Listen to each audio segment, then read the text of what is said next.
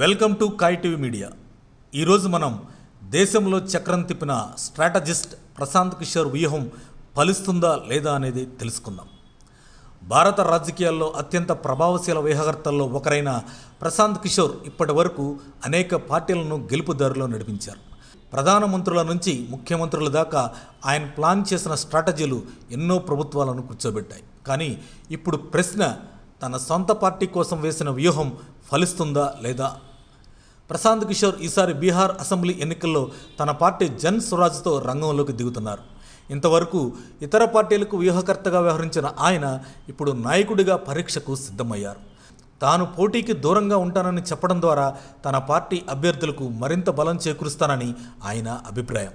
తన పోటీ వల్ల వనరులు మళ్లీ ఇతర అభ్యర్థులకు ఇబ్బందులు వస్తాయని పీకే అంటున్నారు. పీకే తీసుకున్న ఈ నిర్ణయానికి వెనుక ఉన్న లాజిక్ నితీష్ కుమార్ ఫార్ములా. నితీష్ కూడా గతంలో అసెంబ్లీ పోటీలు లేకుండా సీఎంగా ఎదిగారు. అదే వ్యూహాన్ని పీకే అనుసరిస్తున్నట్లు తెలుస్తుంది. కానీ ఆయన పోటీ చేయకపోవడం పార్టీకి ఊపు తెస్తుందా లేక దెబ్బతీస్తుందా అన్నది ఇంకా అనుమానమే. ఇతర నాయకులు తమ పార్టీకి ప్రచారం చేస్తూనే గెలిచిన ఉదాహరణలు చాలానే ఉన్నాయి. నరేంద్ర మోడీ, రాహుల్ గాంధీ, రేవంత్ రెడ్డి, తేజస్వి యాదవ్ లాంటి వారు ప్రచారాలతో పాటు తమ నియోజకవర్గాల్లోనూ విజయాలు సాధించారు. ఈ నేపథ్యంలో పీకే వెనకడుగు సరిగ్గా ఉందా అనే ప్రశ్నలు వినిపిస్తున్నాయి. జన్ స్వరాజ్ పార్టీ బీహార్లో మొదటిసారి పోటీ చేస్తుంది. పీకే టిక్కెట్ల కేటాయింపులో సోషల్ ఇంజనీరింగ్కు ప్రాధాన్యం ఇస్తున్నారు. జనరల్ సీట్లలోనూ ఎస్సీ, ఎస్టీ, ఓబీసీ, ముస్లింలకు టిక్కెట్లు ఇచ్చి ఒక కొత్త ప్రయోగం చేస్తున్నారు. గత ఎన్నికల్లో ఇలాంటి ప్రయోగాలు విఫలమైనప్పటికీ పీకే వాటిని తిరగరాయాలని ప్రయత్నిస్తున్నారు. బీహార్ అసెంబ్లీలో 243 సీట్లు ఉన్నాయి. అందులో 122 సీట్లు గెలిస్తేనే ప్రభుత్వ ఏర్పాటుకు అవకాశం. ఒకవైపు ఎన్డీఏ, మరోవైపు మహాగఠబంధన్ మధ్యలోనే ఇప్పుడు పీకే పార్టీ జన్ స్వరాజ్ నిలుస్తుంది. పీకే అంచనాల ప్రకారం ఎన్డీఏ ఓటమి దిశలో ఉందని, జేడీయూకు 25 సీట్లు కూడా రావని చెబుతున్నారు. పీకే తన పార్టీకి 2 అంచనాలు వేశారు.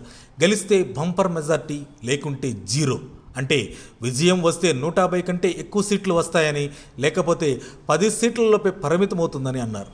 3 సంవత్సరాల పాదయాత్రలో 1 కోటి మందిని కలిసిన ఆయనకు ప్రజా మద్దతు ఎంత ఉందో అనేది ఈ ఎన్నికలే తేలుస్తాయి.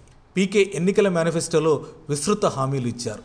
ప్రతి గ్రామంలో ఇంగ్లీష్ మీడియం స్మార్ట్ స్కూల్స్, యువతకు ఉచిత స్కిల్ ట్రైనింగ్, బీహార్లో ఐఐటి, ఐఐఎం స్థాపనలు, make in Bihar, industrial campaign, ప్రతి జిల్లాలో 1,00,000 ఉద్యోగాలు, మహిళలకు 33% రిజర్వేషన్, అవినీతి నేతల ఆస్తుల స్వాధీనం, గ్రీన్ ఎనర్జీ ప్రాజెక్టులు వంటివి. ఈ హామీలు ఓటర్లను ఆకర్షించగలవా లేదా అనేది ఒక ప్రశ్న.